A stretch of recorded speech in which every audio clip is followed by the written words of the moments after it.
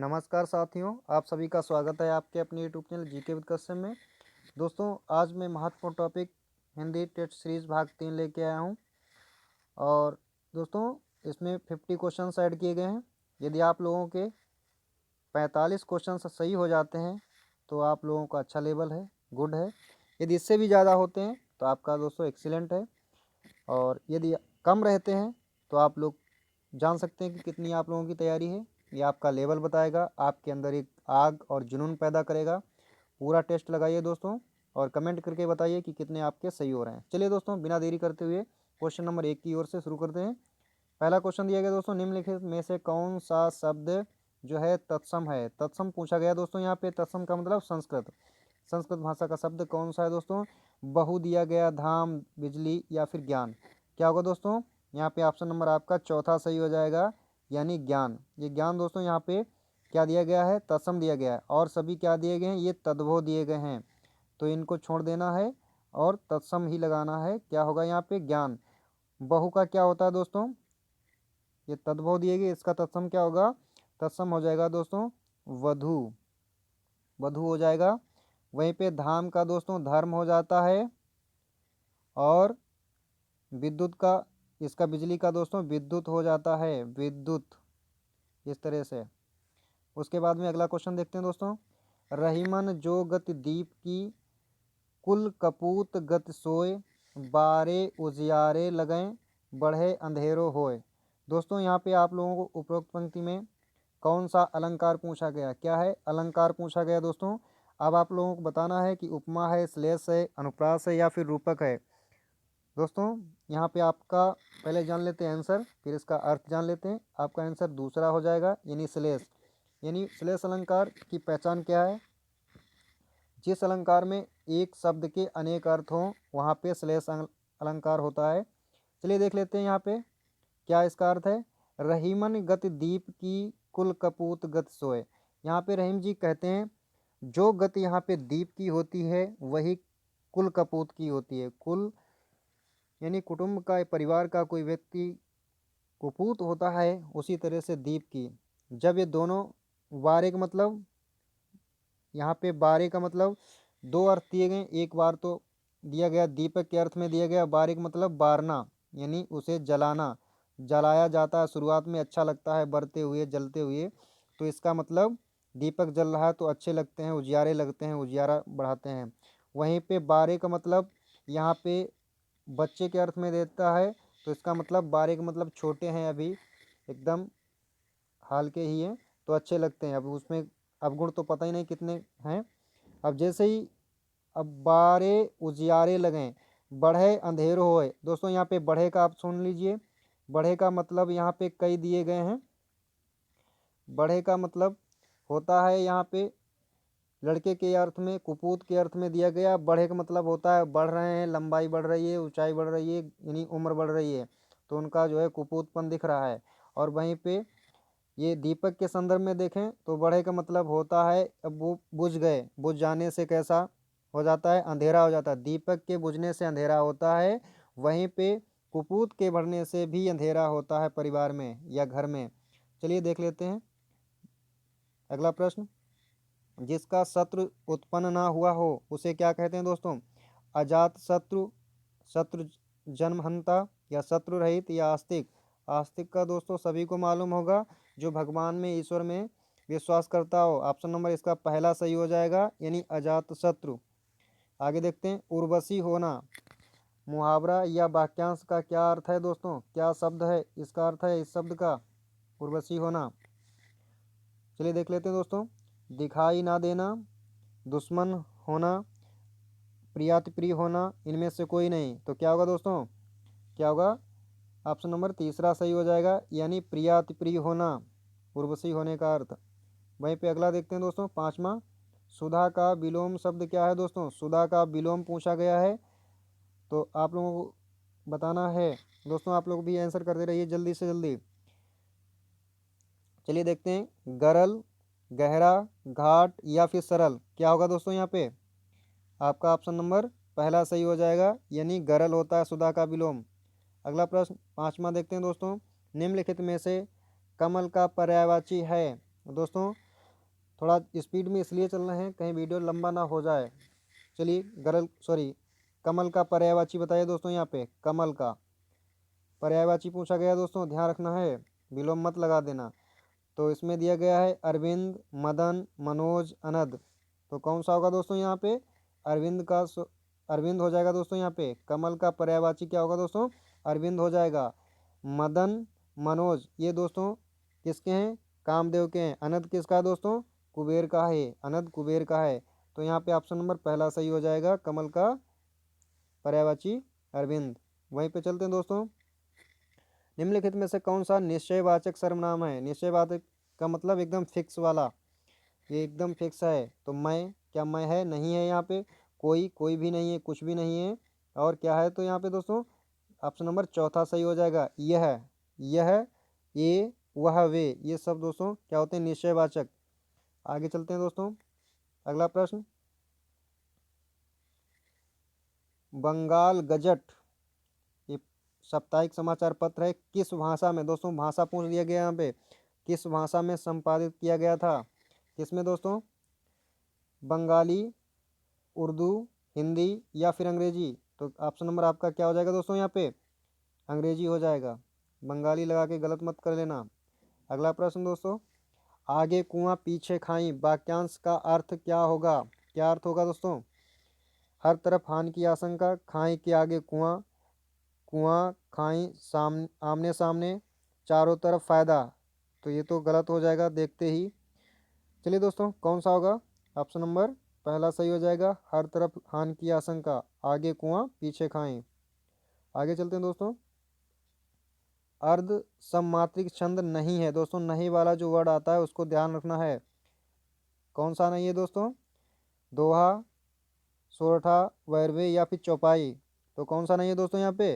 यहाँ पे चौपाई जो है अर्ध सममात्रिक छंद नहीं है। ये क्या है दोस्तों? ये सममात्रिक है। ये क्या है? सममात्रिक छंद है।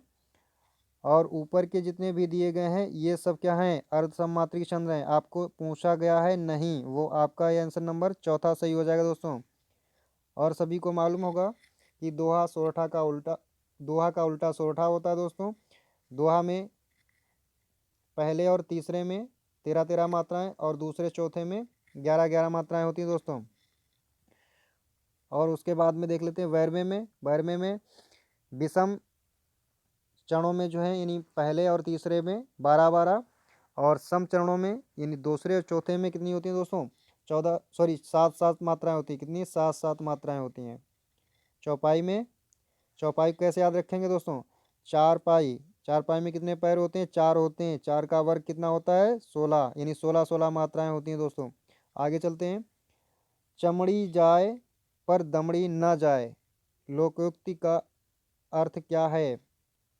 बहुत ही महत्वपूर्ण है दोस्तों, देख लीजिए।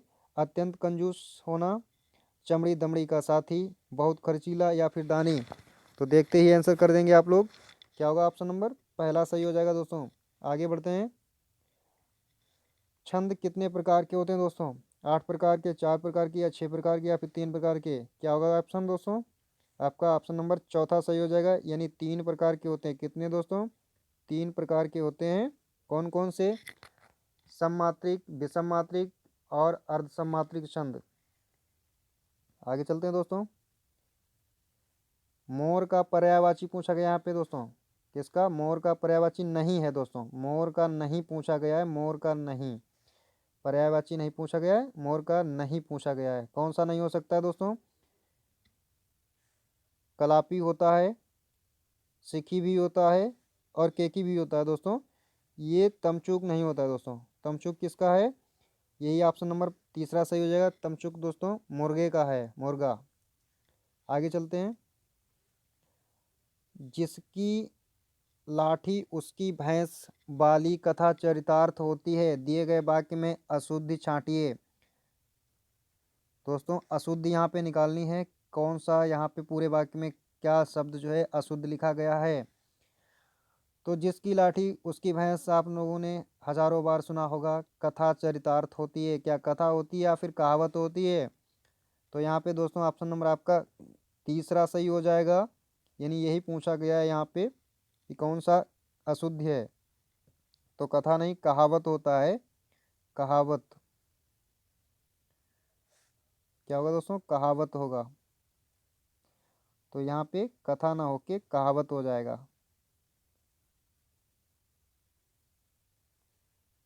आगे चलते हैं दोस्तों प्रश्न नंबर 14 की ओर। लाठी बड़ा उपयोगी अस्त्र है। अब यहाँ पे दिए गए वाक्य में अशुद्ध छांटिए, अशुद्धि पूछी गई है। क्या हो सकता है दोस्तों? लाठी बड़ा उपयोगी अस्त्र है। तो क्या होगा दोस्तों? क्या होगा? अस्त्र नहीं।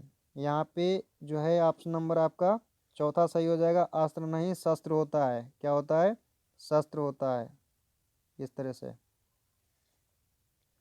तो दोस्तों जो फेंक कर चलाया जाता है उसे अस्त्र कहते हैं, जैसे तीर। जो हाथ से चलाया जाता है उसे हम शस्त्र कहते हैं, जैसे बंदूक लाठी हो गया। आगे चलते हैं। दिवा का विलोम पूछा गया दोस्तों। दिवा का विलोम शब्द क्या होगा? दिवा का दोस्तों क्या होगा? दिन, दाता, दयाल या फिनिश। पहले जान लेते हैं। दिवा का अर्थ होता है दिन। ये दिवा का पर्यायवाची दिया गया है। ये दाता नहीं हो सकता, दयाल भी नहीं। तो दिन का अपोजिट क्या होता है यानी विलोम? दोस्तों निश होता है। निश का मतलब रात। ऑप्शन नंबर चौथा सही हो जाएगा। अगला चलते हैं दोस्तों। निम्नलिखित में से आकाश का पर्यायवाची नहीं है। आकाश का पर्यायवाची नहीं है दोस्तों। नहीं पूछा गया, नहीं का ध्यान रखना है। शून्य होता है, अभ्र होता है, पुष्कर भी होता है दोस्तों, प्रक्षेप प्रेक्षण नहीं होता है दोस्तों। यही ऑप्शन नंबर आपका चौथा हो जाएगा दोस्तों। क्या हो जाएगा दोस्तों? प्रेक्षण नहीं होता है और सभी होते हैं। आगे चलते हैं। शुद्ध शब्द की पहचान कीजिए दोस्तों। शुद्ध शब्द यहाँ पे देखना है। शुद्ध, चलिए ऑप्शन सभी देख लेते हैं। शुद्ध शब्द देखना है चारों ऑप्शनों में कौन सा है। क्या कवियत्री सही लिखा है, कलश सही लिखा है, या फिर अधीन सही लिखा है, कालिदास सही लिखा है? चलिए दोस्तों आंसर करिए। क्या होगा? ऑप्शन नंबर चौथा सही हो जाएगा, यानी कालिदास। कालिदास सही है और सब गलत हैं। इसका सही क्या होगा? कवियत्री ऐसे लिखा जाता है, का और वा लिख के फिर छोटी की मात्रा लगाएंगे या पे, और त्रा से त्रिशूल और बड़ी की मात्रा। कवियत्री ऐसे लिखा जाएगा दोस्तों। उसके बाद में क्लस में ये वाला सा होता है, ये यहाँ पे इसलिए गलत हुआ। अधीन को दोस्तों अधीन होता, आधीन नहीं होता है दोस्तों। यहाँ पे अधीन होता है इस तरह से, छोटा होगा, बड़ा नहीं होगा। आगे चलते हैं। प्रश्न नंबर 18। साहित्य से संबंध रखने वाले को क्या कहते हैं दोस्तों? कवि कहते हैं, साहित्यिक, लेखक, उपन्यासकार। क्या होगा दोस्तों? तो साहित्य से संबंध रखने वाले को साहित्यिक कहते हैं। ऑप्शन नंबर दूसरा सही हो जाएगा। वहीं पे देखिए दोस्तों अगला प्रश्न अच्छा आया है। फेंक कर चलाया जाने वाले हथियार को क्या कहते हैं दोस्तों? फेंक कर। अस्त्र होगा दोस्तों, शस्त्र होगा, भाला या फिर गोला। तो क्या होगा दोस्तों? यहाँ पे फेंक कर चला रहे हैं तो अस्त्र हो जाएगा, यानी जैसे तीर, एरो। आगे चलते हैं। कलम तोड़ना। कलम तोड़ने का अर्थ क्या होगा दोस्तों? यहाँ पे क्रोध दिखाना, भद्दी चीज़ें लिखना, बहुत सुंदर दिखना लिखना, सजा बोलना। तो दोस्तों सजा बोलना लगा कि गलत मत कर लेना, कई बार एग्जाम में इस तरह का आया है और ये ऑप्शन जरूर मिलता है आप लोगों को। तो क्या होगा दोस्तों? सुंदर लिखना। ऑप्शन नंबर आपका तीसरा सही हो जाएगा, सुंदर लिखना। आगे देखते हैं दोस्तों। चाचा बनाना मुहावरे का अर्थ दोस्तों महत्वपूर्ण है, देख लेते हैं। चाचा बनाना, किसको चाचा बनाना? अब भाई चाचा बनेंगे तो ऑप्शन देखते हैं। दंड देना, बच्चे का जन्म होना, शादी करना, धोखा देना। तो क्या होगा दोस्तों? यहाँ पे चाचा बनाने का अर्थ यहाँ पे दंड देना होगा। ऑप्शन नंबर पहला सही हो जाएगा दोस्तों। बच्चे का जन्म मत लगा देना, गलत हो जाएगा। अगला आप देखते हैं प्रश्न नंबर 22। ध्रुव स्वामिनी नाटक के रचयिता कौन है दोस्तों? ध्रुव स्वामिनी आप लोगों ने पढ़ा होगा शायद। तो कौन है दोस्तों? यहाँ पे रामचंद्र शुक्ल, भारतेंद्र हरिश्चंद्र, या फिर जयशंकर प्रसाद, या रामदेव राम कुमार वर्मा। तो क्या होगा? ऑप्शन नंबर तीसरा सही हो जाएगा दोस्तों, यहाँ पे जयशंकर प्रसाद। आगे चलते हैं। ये आत्मनिर्भरता अगला प्रश्न है। 23 नंबर। आत्मनिर्भरता निबंध के रचनाकार कौन है दोस्तों? आत्मनिर्भरता, अभी चल रहा था आत्मनिर्भरता की बात, इसलिए यहाँ पे ऐड किया गया है। आत्मनिर्भरता निबंध के रचनाकार कौन है दोस्तों? बालकृष्ण भट्ट, जयशंकर प्रसाद, महादेवी वर्मा या फिर सुमित्रानंदन पंत। कौन होगा दोस्तों? ऑप्शन नंबर पहला सही हो जाएगा, यानी बालकृष्ण भट्ट। बालकों आत्मनिर्भर हो जाओ, इसलिए मोदी कह रहे हैं भैया। चलिए देखते हैं। बिना पलक गिराए हुए अनेक शब्दों के लिए एक शब्द वाक्य होगा। दोस्तों ये शब्द दिया गया है, इसके लिए एक शब्द क्या हो सकता है? बिना पलक गिराए हुए, उसको क्या कहेंगे दोस्तों? दूरदर्शी, अनिमेष, अभ्यस्त या अरसिक। तो क्या होगा? ऑप्शन नंबर दूसरा सही हो जाएगा, यानी अनिमेष। बिना पलक को गिराए हुए। दूरदर्शी का मतलब दूर की सोचने वाला, अभ्यस्त का मतलब अच्छे से अभ्यास कर लिया हो जिसने, अरसिक का मतलब जिसे छंद अलंकार में किसी प्रकार का रस ना पसंद हो, यानी जो रस ना लेता हो उसे अरसिक कहते हैं। अगला प्रश्न दोस्तों, चिरंतन का विलोम क्या होगा दोस्तों? चिरंतन का नासवर, सुगम, शिष्य, सरल। ऑप्शन नंबर तीसरा सही हो जाएगा दोस्तों, नासवर होगा।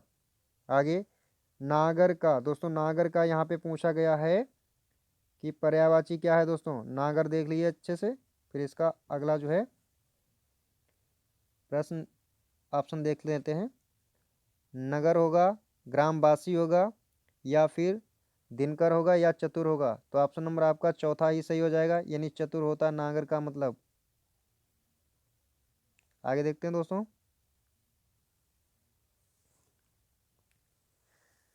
निम्नलिखित में से कौन सा शब्द तत्सम नहीं है दोस्तों? यहाँ पे तत्सम नहीं पूछा गया है, नहीं वाला ज़्यादा देख लीजिए, नहीं तो पता लगे आपका गलत सही का गलत हो जाए। आशा, तिलक, परीक्षा या फिर अजान। यहाँ पे चार जो दिए गए हैं, इनमें से तीन तो तत्सम है, एक जो तत्सम नहीं है वो बताना है दोस्तों। तो आशा यहाँ पे तत्सम है, तिलक भी तत्सम है, और परीक्षा भी तत्सम है। अजान आपका जो है क्या है? ये तद्भव है। ऑप्शन नंबर चौथा सही हो जाएगा। आशा का दोस्तों क्या होता है यहाँ पे? आशा का दोस्तों तद्भव क्या होता है? आस होता है, आस, इस तरह से आस लिखते हैं, आस। तिलक का दोस्तों टीका होता है, क्या होगा दोस्तों? टीका। और उसके बाद में परीक्षा का दोस्तों क्या होता है? परख। सभी के आपको पता हो गए हैं। चलिए अगला देखते हैं प्रश्न। निम्नलिखित में शुद्ध शब्द है, कौन सा होगा दोस्तों? शुद्ध अशुद्ध बहुत पूछे जाते हैं। इनाम होगा, उज्जवल होगा, उल्टा होगा, फिर या फिर ईमानदार होगा। तो क्या होगा दोस्तों?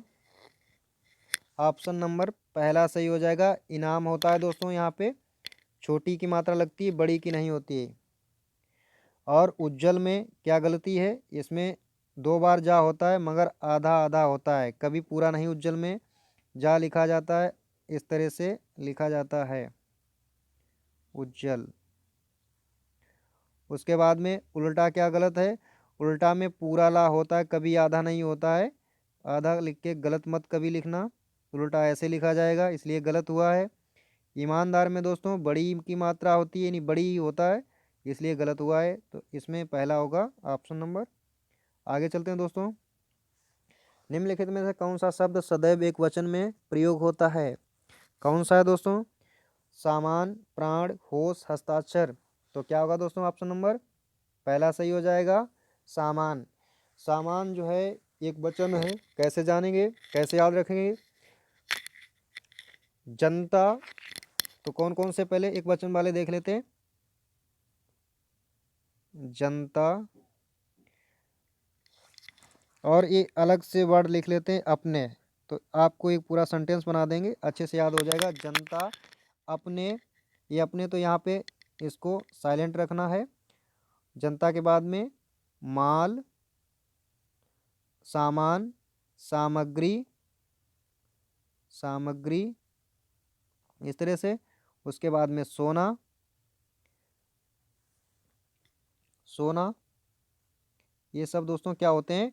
एक वचन में प्रयोग होते हैं। माल माल सामान सामग्री, यानी जनता अपने माल सामान सामग्री की स्वयं रक्षा करे। तो स्वयं और अपना को हटा के पूरे सेंटेंस के सब एक वचन में प्रयोग होते हैं सदैव। और प्राण बहुवचन है, होश बहुवचन है, हस्ताक्षर भी बहुवचन है। ऑप्शन नंबर आपका कौन सा सही हो जाएगा दोस्तों? यहाँ पे पहला सही होगा। आगे चलते हैं। किताब और एवं औरत किस भाषा के शब्द हैं? किताब औरत दोनों पूछा गया है दोस्तों। एक पूछने से अच्छा यहाँ पे दो पूछ लिया गया है, ताकि आप लोगों को अच्छा से ज्ञान हो जाए। ये किताब किसके पास है? औरत के पास है। और वो किस भाषा में है दोस्तों? अरबी भाषा में है। ऑप्शन नंबर आपका पहला सही हो जाएगा। ज़्यादा ना टाइम बर्बाद करें, इसलिए ऑप्शन डायरेक्ट लगा दिया है। कौन सा हो जाएगा? अरबी। फारसी तुर्की मत लगाइए। इस तरह से हम लोग याद रख सकते हैं कि एक महिला यानी औरत थी, उसके पास किताब थी, और किताब वो काहे की थी? अरबी भाषा की थी। चलिए अगला देखते हैं प्रश्न। निम्नलिखित में से कौन सा समास है? कौन सा समास है दोनों पद प्रधान होते हैं? जिसके दोनों पद प्रधान होते हैं वो कौन सा समास है?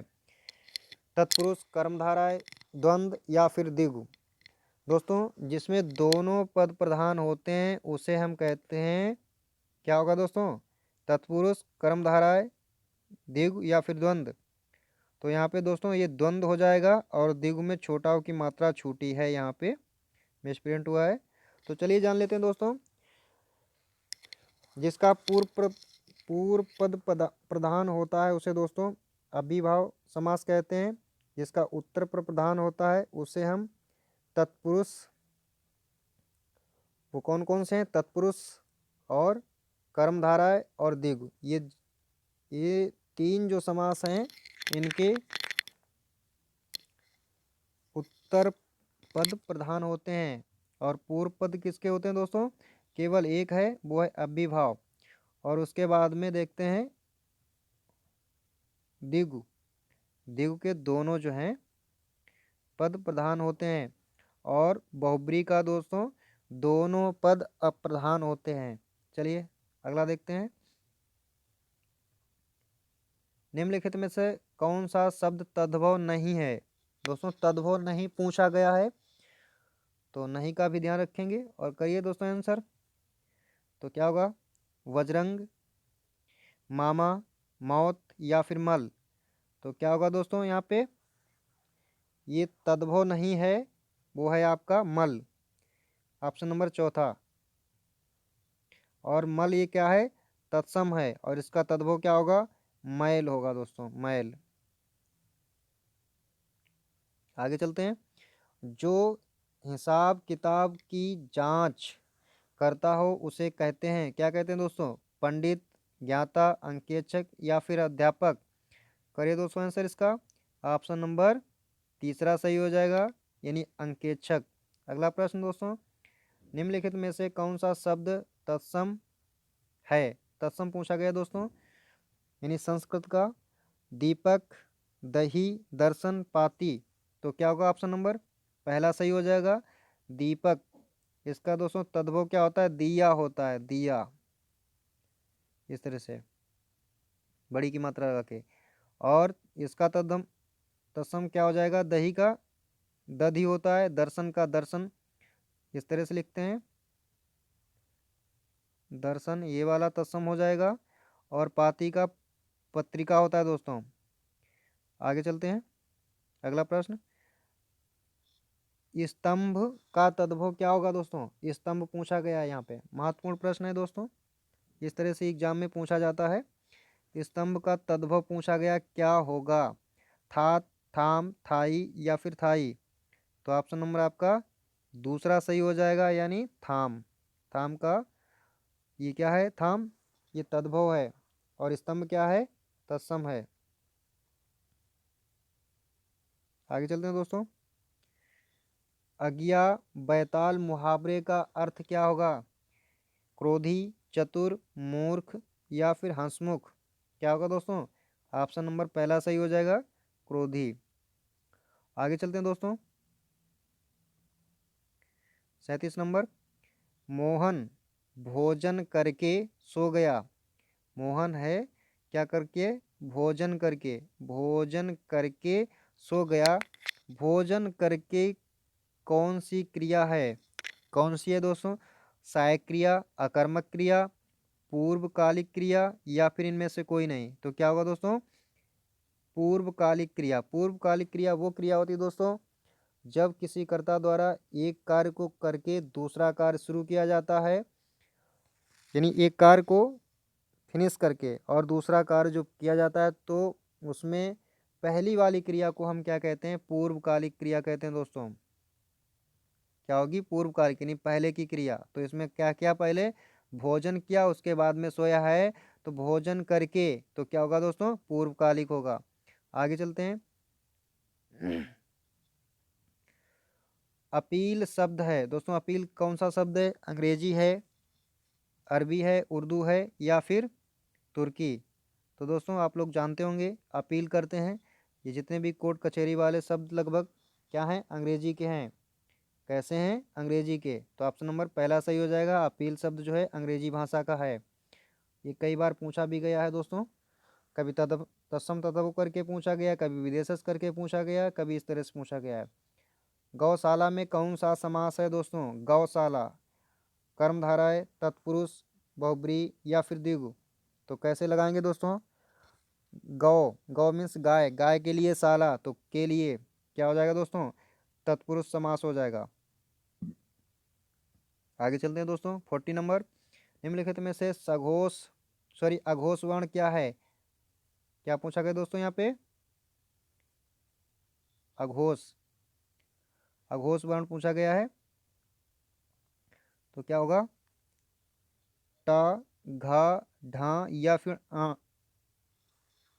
क्या होगा दोस्तों? तो यहाँ पे आपका ऑप्शन नंबर पहला सही हो जाएगा, टा। कैसे याद रखेंगे अघोष सघोष को दोस्तों? प्रथम दो व्यंजन यानी जितने भी वर्ग होते हैं, कौन कितने वर्ग होते हैं? 5 वर्ग होते हैं। का वर्ग, फिर टा वर्ग, चा वर्ग, का वर्ग, चा वर्ग, टा वर्ग, पा वर्ग। इस तरह से 5 वर्ग होते हैं और सभी में पहला और दूसरा जो है व्यंजन क्या होगा? अघोष होगा, अघोष वर्ण। और आ पहले आता है तो पहले और दूसरे के याद रखिएगा कि ये अघोष होते हैं। सघोष कौन से होते हैं दोस्तों? लास्ट के 3, 4 और 5, यानी तीनों चार, तीसरा चौथा पांचवा, ये दोस्तों क्या होंगे? सघोष होगा। क्या होगा दोस्तों? सघोष। इस तरह से याद रखिए।